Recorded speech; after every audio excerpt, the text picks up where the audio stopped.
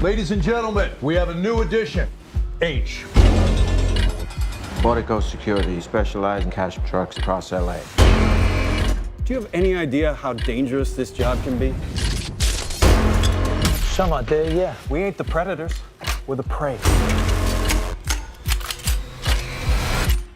You ready? Ready. This is your temporary sidearm. What happens if we're putting pistols in a machine gun fight? Do you have a problem? I don't know. Do I? It's a 10 grand drop. You should have been back 5 minutes ago. They're serious! Leave this to me. Get in the truck next time! Sorry, pal.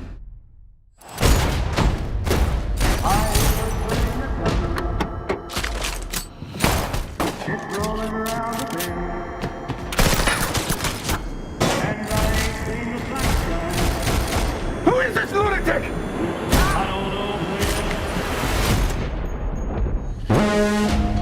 It doesn't feel right. It's like he wants trucks to get hit. He's not a cop. But if he's not a cop, what is he? A while back, we lost 2 guards, a civilian too. There was an investigation. They still haven't found the scum who did it. You were in an accident. My son. He didn't make it. I need to know who killed my son. The tree has been shook, and it's been shook hard. We've scorched the earth. You started by saying you'd do anything. But what I'm hearing is, you think you've done everything. I can see it's gonna be a long night. It's gotta be an inside job. I can do it in 2 weeks. You only wish you could do it in 20 years.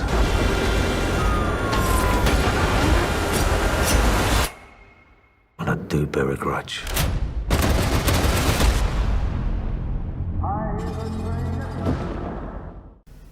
A one-man army. This was cold, calculated, and completely devoid of mercy. I'd like to begin this review with a little-known fact. Guy Ritchie is the sole reason for why I love movies as much as I do today. I remember walking out of the theater of the first Sherlock Holmes back in December of 2009 and feeling truly amazed. From that day forward, I made it my mission to not only watch as many films as I could, but to also learn everything I could about film in general. I even took a film studies and video production class to further my knowledge on the subject in high school. Since that fateful day, I have been following Ritchie's film career religiously. I've already mentioned that Sherlock Holmes is one of my all-time favorite films, but the sequel, A Game of Shadows, also fits in that category and might just be a tad better in my opinion. Ritchie switched gears 4 years later with the highly underrated spy romp The Man from U.N.C.L.E., a movie I enjoyed very much so and still want a sequel to, despite realizing we probably won't get it. Just about 2 years after that, Ritchie returned with King Arthur, Legend of the Sword, a film that was supposed to start a franchise and one that I think is better than most say.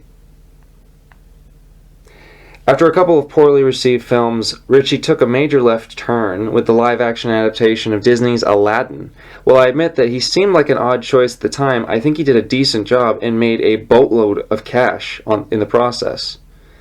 Coming off of that massive success, he returned to his roots with The Gentleman, a movie I had so much fun with. With that, it seemed like Ritchie had gotten his mojo back, and I could not have been more excited. I remember reading about this film when it still had the working title of Cash Truck. I have yet to see the earlier films that Statham and Ritchie worked on together, those being Lock, Stock, and Two Smoking Barrels, Snatch, and Revolver, but they're definitely on the list. Regardless, the idea of them working together on a heist action thriller seemed like a match made in movie heaven. I'll also watch Jason Statham in practically anything, so that certainly helps.